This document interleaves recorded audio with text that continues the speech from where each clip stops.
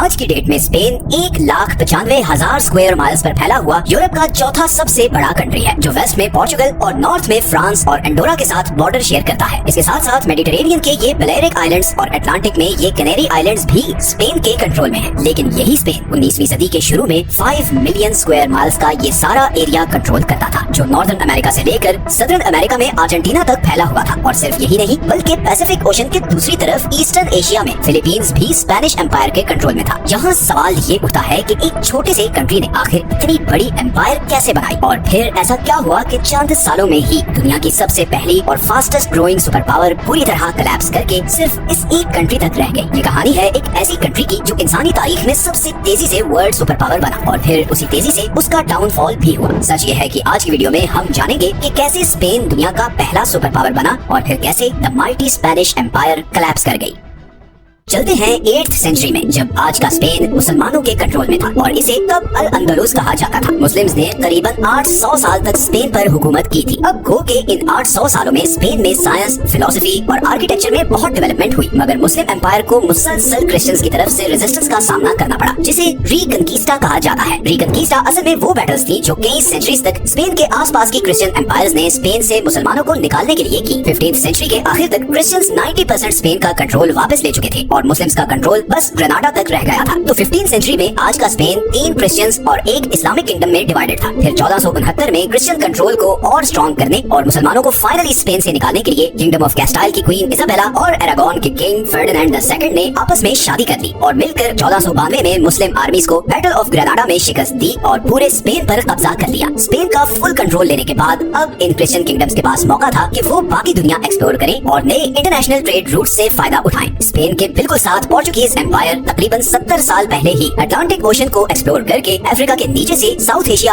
और east Asia तक trade routes discover कर चुकी थी, जिसकी वजह से वो ऑटोमन एम्पायर की ट्रेड मोनोपोली को आहिस्ता आहिस्ता तोड़ रही थी। बिकॉज उस वक्त एशिया, मिडिल ईस्ट और यूरोप का सारा ट्रेड ये ऑटोमन एम्पायर ही कंट्रोल करती थी। ऐसे में 1480 में एक इटालियन एक्सप्लोरर क्रिस्टोफर कोलंबस ने स्पेनिश एम्पायर को ये आइडिया प्रपोज किया कि अगर दुनिया गोल है तो एशिया जाने के लिए अफ्रीका के नीचे से गुजरने के बजाय अगर यूरोप की वेस्टर्न साइड पर जाया जाए तब भी एशिया पहुंचा जा सकता है, और वो भी छोटे रूट से। उस वक्त कोई भी नहीं जानता था कि अटलांटिक ओशन के उस पार क्या है। क्वीन इसाबेला और किंग फर्डिनेंड को कोलंबस का ये आइडिया बहुत पसंद आया, बिकॉज वो चाहते थे कि स्पेनिश एम्पायर भी जल्द से जल्द पोर्चुगीज एम्पायर की तरह अपने ट्रेड रूट डिस्कवर करे। 3 अगस्त 1492 को क्रिस्टोफर कोलंबस 3 छोटी सी शिप्स पर स्पेन के शहर पेलोस डे ला फ्रोंटेरा से निकला और 2 महीने के सफर के बाद इस आइलैंड पर पहुंचा। उसे लगा कि शायद वो ईस्टर्न एशिया के ही किसी आइलैंड पर पहुंचा है। उसने इस आइलैंड का नाम सैन सेल्वाडोर रखा और इसके बाद बहामस, नॉर्दर्न क्यूबा और हिस्पानियोला से होते हुए 1493 में वो वापस स्पेन पहुंचा और क्वीन इसाबेला और किंग फर्डिनेंड को बताया कि वेस्टर्न साइड पर बहुत से अनडिस्कवर्ड आइलैंड्स हैं जहां पर अभी तक कोई यूरोपियन नहीं पहुंचा। किंग और क्वीन इन डिस्कवरी से बहुत खुश हुए और उन्होंने कोलंबस को 1493 में 17 शिप्स के साथ दोबारा इस वेस्टर्न साइड के सफर पर भेजा। इस दफा कोलंबस ने सारे कैरेबियन आइलैंड्स को डिस्कवर किया और वहां के लोकल से भी मिला और 1496 तक स्पेन वापस पहुंच गया। फिर 1498 में कोलंबस तीसरी बार इधर आया। इस दफा उसने ट्रिनिडेड, वेनेजुएला और साउथ अमेरिका की नॉर्दर्न साइड को डिस्कवर किया। अभी तक तो कोलंबस को यही लग रहा था कि वो एशिया के कोई अनडिस्कवर्ड आइलैंड्स को डिस्कवर कर रहा है, मगर इस तीसरे सफर में उसे एहसास हुआ कि उसने तो असल में एक अननोन कॉन्टिनेंट डिस्कवर कर लिया है। कोलंबस 1502 में चौथी और आखिरी दफा इस सफर पर निकला। इस दफा उसने सेंट्रल अमेरिकन कंट्रीज जैसे कि पैनामा, जमैका, हॉन्डुरस और निकारागुआ को डिस्कवर किया, मगर इसी दौरान वो शदीद बीमार हो गया और उसे वापस स्पेन जाना पड़ा और फिर 1506 में उसकी मौत हो गई। गो के कोलंबस यूरोप से एशिया का छोटा रूट डिस्कवर नहीं कर सका था, मगर इस नए कॉन्टिनेंट की डिस्कवरी ने पूरी दुनिया में हलचल मचा दी थी और कोलंबस की ये डिस्कवरीज पूरी दुनिया की ट्रैजेक्टरी बदलने वाली थी। इन्हीं डिस्कवरीज को लेकर स्पेन और पोर्चुगल में भी एक प्रॉब्लम क्रिएट होगी कि इस नई जमीन का कंट्रोल किसके पास होगा। इसका हल निकालने के लिए दोनों एम्पायर्स के बीच ट्रीटी ऑफ टॉर्टोइसेस साइन हुई, जिसके मुताबिक यूरोप से बाहर की दुनिया को इन 2 लाइंस में डिवाइड कर दिया गया। येलो कलर वाला सारा एरिया स्पेनिश एम्पायर के कंट्रोल में चला गया और ये बीच का सारा एरिया पोर्चुगीज एम्पायर के कंट्रोल में चला गया। इसीलिए साउथ अमेरिका में होने के बावजूद ब्राजील पोर्चुगीज एम्पायर का हिस्सा बना और आज जहाँ पूरे साउथ अमेरिका में स्पेनिश बोली जाती है, वहाँ ब्राजील पूरे साउथ अमेरिका में वो अकेला कंट्री है जहाँ पोर्चुगीज बोली जाती है। इस ट्रीटी के बाद स्पेनिश एम्पायर ने इस न्यू कॉन्टिनेंट पर परमानेंट सेटलमेंट्स बनाने का काम शुरू कर दिया। सबसे पहले हिस्पैनियोला के आइलैंड पर सेंटो डोमिंगो नाम का शहर बनाया गया। इसके बाद आहिस्ता आहिस्ता ईयर 1515 तक कैरेबियन के बाकी आइलैंड्स और सेंट्रा पर भी स्पेनिश लोगों को लाकर आबाद किया जाने लगा और क्यूबा इस रीजन में स्पेनिश एम्पायर का हेडक्वार्टर बन गया। दूसरी ही तरफ बाकी अमेरिका की खोज का काम बराबर जारी था। स्पेनिश एक्सप्लोरर्स इधर युकाटान आइलैंड्स तक पहुंचे थे कि उन्हें कुछ रिपोर्ट्स मिली कि इधर वेस्टर्न साइड पर कोई बहुत ही पावरफुल और अमीर सिविलाइजेशन सिविलाइजेशन है और उसी की खोज के लिए 1518 में हर्नन कॉर्टेज नाम का एक्सप्लोरर अपने चंद साथियों के साथ इधर मैक्सिको की कोस्ट लाइन पर उतरा। असल में उस वक्त इधर मैक्सिको में एज़टेक एम्पायर का राज था, जिनका कैपिटल था टेनोक्टिट्लान, एक ऐसा शहर जो एक लेक के ऊपर बना हुआ था। हर्नन ने 2 साल की मुसलसल लड़ाई के बाद 1520 में टेनोक्टिट्लान पर कब्जा कर लिया और इसी शहर का नाम फिर बाद में न्यू मैक्सिको सिटी रखा गया और यही शहर आगे चलकर स्पेनिश एम्पायर का एडमिनिस्ट्रेटिव कैपिटल भी बना। लेकिन यहाँ पर एक बहुत बड़ी प्रॉब्लम ये हुई, स्पेनिश लोग अपने साथ बहुत सी बीमारियां भी लेकर आए थे जिनकी लोकल लोगों में इम्यूनिटी नहीं थी और नतीजतन लाखों लोग इन बीमारियों से मरने लगे। अभी स्पेनिश एम्पायर ने इस नॉर्दर्न साइड का कंट्रोल लिया ही था कि उन्हें ये न्यूज मिली कि नीचे साउथ अमेरिका में भी एज़टेक की तरह की बहुत सी एडवांस्ड सिविलाइजेशंस हैं। उस वक्त साउथ अमेरिका के वेस्टर्न साइड पर ये एंडीज माउंटेन रेंज के साथ इस सारे एरिया में जहाँ आज पेरू, इक्वाडोर और बोलिविया है, वहाँ इनका सिविलाइजेशन का राज था। अगले 12 सालों में स्पेनिश एम्पायर ने इस सारे एरिया पर भी कब्जा कर लिया और इस दफा उनकी जीत में सबसे बड़ा रोल उन बीमारियों का था जो वो अपने साथ यूरोप से लाए थे, क्योंकि ज्यादातर लोकल लोग इम्यूनिटी न होने की वजह से इन बीमारियों से मारे जाते थे। तो स्पेनिश से लड़ने के लिए बहुत कम लोग बचते थे और नतीजतन स्पेनिश आर्मीज आसानी से शहरों पर कब्जा कर लेती थी। तो 1530s में स्पेनिश एम्पायर इस सारे येलो हाईलाइटेड एरिया को अपने कंट्रोल में ले चुकी थी। अभी तक ये नॉर्दर्न अमेरिका, जिसे आज हम यूएसए और कनाडा के नाम से जानते हैं, वो डिस्कवर नहीं हुआ था। सिर्फ 1539 में एक स्पेनिश एक्सप्लोरर हर्नांडो रिजोर्टो ने फ्लोरिडा, जॉर्जिया और टेक्सास तक सफर किया, बट स्पेनिश एम्पायर ने ऑफिशियली यहाँ पर कोई कॉलोनीज नहीं बनाई। तो एक तरफ इधर अमेरिका में जब ये सब हो रहा था, वहीं पैसिफिक ओशन की दूसरी तरफ स्पेनिश एक्सप्लोरर फर्डिनेंड मैगेलन ने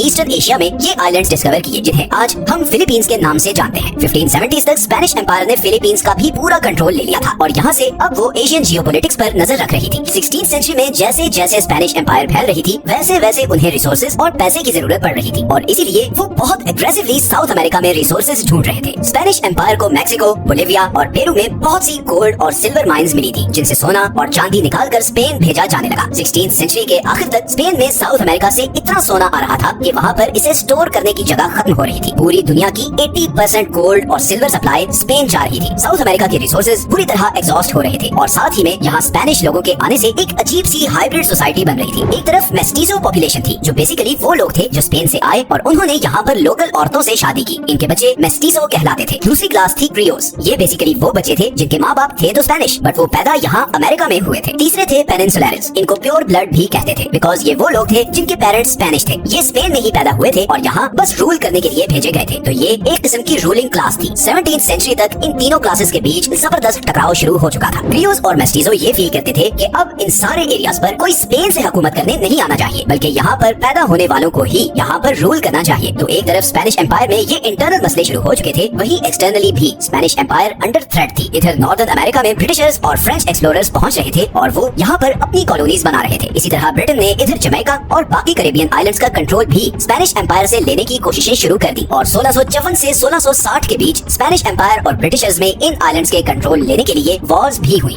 पूरी सेंचुरी में स्पेनिश एम्पायर ने सिर्फ कैलिफोर्निया और टेक्सास तक एक्सपैंड किया और लॉस एंजलिस, सैन डिएगो और सैन फ्रांसिस्को जैसे शहर बनाए। फिर 1808 में स्पेनिश एम्पायर को एक बहुत बड़ा धचका लगा जब नेपोलियन ने स्पेन पर अटैक कर दिया और एक साल में ही पूरे स्पेन पर कब्जा कर लिया। इधर साउथ अमेरिका में मौजूद क्रियोस और मेस्टिजो पॉपुलेशन को स्पेनिश एम्पायर से आजादी हासिल करने की अपॉर्चुनिटी नजर आई और उन्होंने स्पेनिश एम्पायर के खिलाफ रिवोल्ट कर दिया। 1808 से 1810 के बीच इन सारे एरियाज में वॉर्स ऑफ इंडिपेंडेंस शुरू हो गई। सबसे पहले 1816 में अर्जेंटीना ने इंडिपेंडेंस डिक्लेयर कर दी। फिर 1818 में चिली और 1819 में कोलंबिया ने भी स्पेनिश एम्पायर से आजादी हासिल कर ली। 2 साल बाद ही मैक्सिको भी स्पेनिश एम्पायर के कंट्रोल से आजाद हो गया और फाइनली 1824 में पेरू ने भी इंडिपेंडेंस डिक्लेयर कर दी। तो लिटरली सिर्फ 8 सालों में 400 साल पुरानी स्पेनिश एम्पायर कोलैप्स कर गई थी। 19th सेंचुरी के आखिर तक स्पेनिश एम्पायर के कंट्रोल में सिर्फ क्यूबा, पुर्टो रिको, कैरिबियन के कुछ आइलैंड्स और फिलीपींस रह गए थे। 1895 में फाइनली क्यूबा में भी वॉर ऑफ इंडिपेंडेंस शुरू हो गई, जिसमें यूएसए भी इन्वॉल्व था और 3 साल बाद ही स्पेनिश एम्पायर ने हार मान ली और ये लास्ट रिमेनिंग कंट्रीज भी स्पेनिश एम्पायर के कंट्रोल से निकल गए। 400 साल तक आधी दुनिया पर हुकूमत करने वाली, दुनिया की 80% गोल्ड सप्लाई कंट्रोल करने वाली द माइटी स्पेनिश एम्पायर अब कोलैप्स करके सिर्फ इस छोटे से आइलैंड तक रह गई थी, जिसे आज हम स्पेन के नाम से जानते हैं। तो ये थी स्पेन की स्टोरी। हम ऐसी ही दुनिया की बड़ी बड़ी एम्पायर्स की हिस्ट्री और डाउनफॉल से रिलेटेड वीडियोस ला रहे हैं और अगर ये आइडिया आपको पसंद आया है तो हमें कमेंट्स में जरूर बताएं ताकि हम ऐसी वीडियोस ज्यादा से ज्यादा बनाएं। ये है वो सारे सोर्सेज जहां से हमने इस वीडियो के लिए कंसल्ट किया है। आपके कमेंट्स का इंतजार रहेगा क्योंकि नेक्स्ट वीडियो आपकी सजेशन पर ही होगी। अपना ख्याल रखें। अल्लाह हाफिज।